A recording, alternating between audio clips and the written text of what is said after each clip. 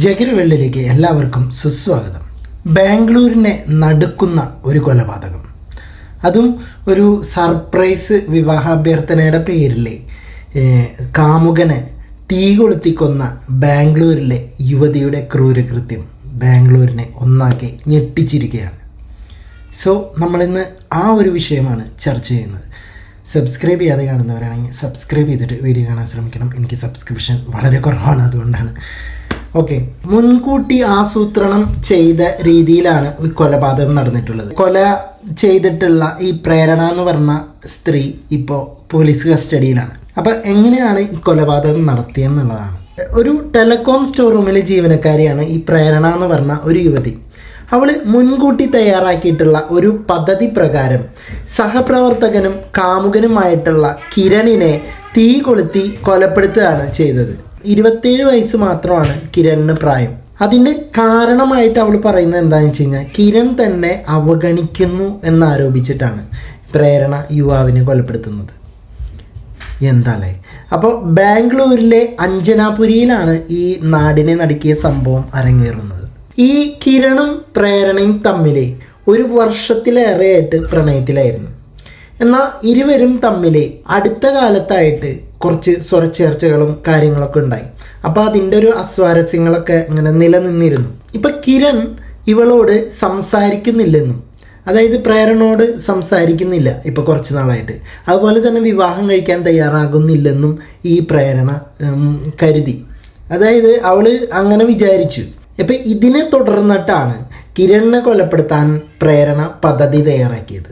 തുടർന്ന് വീട്ടിൽ ആരുമില്ലാത്ത സമയം നോക്കി ഈ കിരണിനെ പ്രേരണ വീട്ടിലേക്ക് ക്ഷണിച്ചു. അപ്പോൾ വീട്ടിൽ എത്തിയിട്ടുള്ള കിരണിനോട് ഈ വിദേശ രാജ്യങ്ങളിലൊക്കെ ഈ പ്രൊപ്പോസൽ നടക്കുക എന്ന് പറഞ്ഞു കഴിഞ്ഞാൽ അതൊരു എന്താ പറയുക, ഒരു സർപ്രൈസ് പോലെയാണ് എല്ലാ കാര്യങ്ങളും നടക്കുക. അപ്പോൾ ചിലയിടത്തും കണ്ടിട്ടുണ്ട്. ഇപ്പോൾ നമ്മുടെ ഒരു പ്രൊപ്പോസൽ സീനുകളൊക്കെ വിദേശ രാജ്യങ്ങളിലെടുത്ത് യൂട്യൂബിൽ അടിച്ചു നോക്കി കഴിഞ്ഞാൽ നിങ്ങൾക്ക് കാണാൻ സാധിക്കും. ഇപ്പോൾ കണ്ണ് കെട്ടിയിട്ടിട്ടും, ഇപ്പോൾ ആളെ തന്നെ കസേരയിൽ കെട്ടിയിട്ടിട്ടും, അപ്പോൾ അങ്ങനെയൊക്കെ ജസ്റ്റ് എന്തെങ്കിലും സർപ്രൈസും കാര്യങ്ങളൊക്കെ ഒരുക്കിയിട്ടാണ് ഈ ലവ് പ്രപ്പോസ് ചെയ്യുക. ഇപ്പോൾ ഒരു ഹോട്ടലിൽ പോയിട്ട് ഇങ്ങനെ ചായ കുടിക്കാതിരിക്കുമ്പോൾ ഇപ്പോൾ സൈഡിലുള്ള ബെയറന്മാരും അവിടുത്തെ വെയിറ്റർമാരൊക്കെ വന്നിട്ട് ഇങ്ങനെ എന്തുട്ടാ വയലിൻ വായിച്ചിട്ടൊക്കെ നിന്നിട്ട് അങ്ങനെ പ്രപ്പോസ് ചെയ്യുന്ന ടീംസ് ഉണ്ട്. അപ്പോൾ ഇങ്ങനെയാണ്. അപ്പോൾ ഇതിപ്പോൾ വീട്ടിൽ ആരുമില്ലാത്ത ഒരു ദിവസമാണ്. അപ്പോൾ കിരണിനോട് വിദേശ രാജ്യത്തിലുള്ള പ്രചാരത്തിലുള്ള ഒരു പുതിയ രീതിയിലുള്ള ഒരു വിവാഹാഭ്യർത്ഥന താൻ നടത്താൻ പോവുകയാണെന്ന് ഈ കിരണിനെ വിശ്വസിപ്പിച്ചിട്ട് പ്രേരണ ഇയാളുടെ കണ്ണുകൾ മൂടിക്കെട്ടി. തുടർന്ന് കിരണിനെ കസേരയിൽ ഇരുത്തിയിട്ട് കെട്ടി, അതായത് കസേരയോട് ചേർത്ത് കിരണിനെ കെട്ടി. അങ്ങനെ നല്ല ടൈറ്റിൽ വരിഞ്ഞ് മുറുക്കി കെട്ടിയിട്ടു.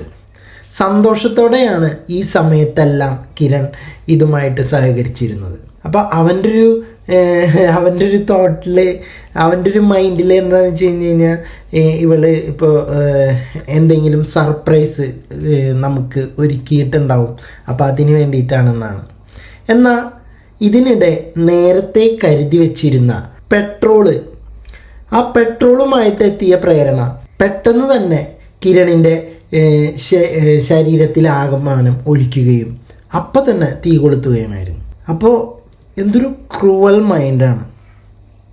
അപ്പോൾ ഇത് മാത്രമല്ല, ഇനി കിരൺ തീപ്പൊള്ളലേറ്റ് മരിക്കുന്നത് പ്രേരണ മൊബൈൽ ഫോണിൽ ചിത്രീകരിക്കുകയും ചെയ്തിട്ടുണ്ടായിരുന്നു. ഇയാളുടെ മരണം വരെ, അതായത് മരിച്ചു എന്ന് ഉറപ്പാവുന്നത് വരെ പ്രേരണ ദൃശ്യങ്ങൾ നോക്കി നിന്നുവെന്നാണ് പോലീസ് പറയുന്നത്. അപ്പോൾ DCP DL നാഗേഷിൻ്റെ നേതൃത്വത്തിലുള്ള സംഘമാണ് ഈ പ്രേരണയെ കസ്റ്റഡിയിലെടുത്തത്.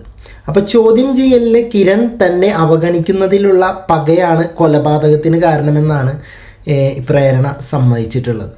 എന്താണ്, പുതിയ കണ്ടുപിടുത്തങ്ങളാണ് ഈ കൊലപാതകത്തിന് വേണ്ടി സൃഷ്ടിക്കുന്നത് അല്ലേ?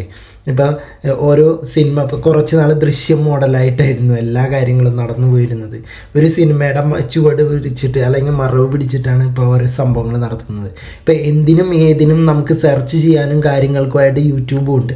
അതുപോലെ തന്നെ നമുക്ക് എന്തൊരു ഡൗട്ട് വന്നാലും നമ്മളെ സഹായിക്കാനായിട്ട് സിരി ഉണ്ട്, ഗൂഗിൾ ഉണ്ട്, അങ്ങനെ ഒരുപാട് പേരുണ്ട്. സോ അപ്പോൾ എവിടെയാണെങ്കിലും ഇപ്പം നമ്മളെ ഒറ്റ സുഹൃത്താണെങ്കിലും ആരാണെങ്കിലും കരുതിയിരിക്കുക. കൊലപാതകമൊന്നും ഇപ്പോൾ ഒരു പുത്തരി അല്ലാണ്ടായി. ഇപ്പോൾ ഉറുമ്പിനെ കൊല്ലുന്ന ലാഘവത്തോടെ അല്ലെങ്കിൽ ഒരു കൊതുകിനെ അടിച്ചു കൊല്ലുന്ന ലാഘവത്തോടെയാണ് എല്ലാവരും ഓരോരുത്തരെ കൊല്ലുന്നതും അതുപോലെ തന്നെ റേപ്പ് ചെയ്യുന്നത്. അതുപോലെ തന്നെ ഇപ്പോൾ മോഷണമായാലും അങ്ങനെ എന്ത് ക്രൈമിനും ഇപ്പോൾ ഒരു യാതൊരു വക പേടിയും ഭയവും ആർക്കും ഇല്ലാണ്ടായിരിക്കുകയാണ്. അതിന് കാരണം നമ്മുടെ ലോ തന്നെയാണ്. നമ്മുടെ ലോ ഈ കുറ്റവാളികളെ സംരക്ഷിക്കുന്ന പോലെയാണ് നമ്മുടെ ലോ. അതായത് 8 വർഷം കഴിഞ്ഞാലും ഇപ്പോൾ 10 വർഷം കഴിഞ്ഞാലും അതിനൊരു തീരുമാനമാവാതെ കോടതി ഇങ്ങനെ ചോദ്യചിഹ്നം പോലെ നിൽക്കുക തന്നെ ചെയ്യും. ചിലപ്പോൾ നിരപരാധികളായിരിക്കും ശിക്ഷിക്കപ്പെടുക. കുറ്റവാളികൾ മിക്കപ്പോഴും പുറത്ത് വിലസി നടക്കുന്നതാണ് നമ്മൾ കാണുന്നത്. ഞാൻ ലോയെ കുറ്റം പറയല്ല, നമ്മുടെ നിയമം, നമ്മുടെ ഇന്ത്യയുടെ അവസ്ഥ അങ്ങനെയാണ്. അപ്പോൾ നിങ്ങളുടെ അഭിപ്രായങ്ങൾ എന്താണെങ്കിലും താഴെ കമൻറ്റ് ബോക്സിൽ രേഖപ്പെടുത്തുക. പോയി വരാം അടുത്തൊരു വീഡിയോ ആയിട്ട്.